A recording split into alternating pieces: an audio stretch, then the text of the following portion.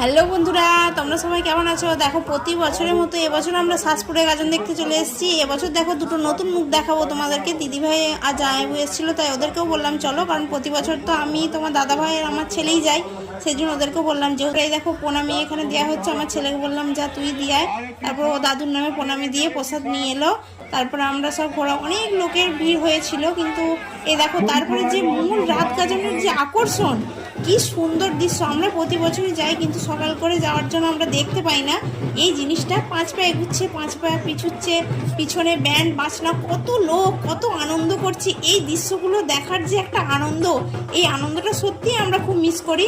তাই তোমাদেরকেও একটু দেখালাম, তোমরাও দেখো। যদিও অনেকটা রাত হয়ে গিয়েছিল, তাই আমরা সব কিছু ঘুরতে পারিনি। তারপরে তোমাদের দাদাভাই আমাদের জামাইবুকে জিজ্ঞাসা করছে যে তোমার কেমন গাজন লেগেছে, আমার বন্ধুদেরকে বলো। এই দেখো জামাইবু বলছে, কিন্তু তোমরা শুনতে পাওনি, অনেক এত বড় গাজন আমি সত্যিই দেখিনি। আমার সত্যি করে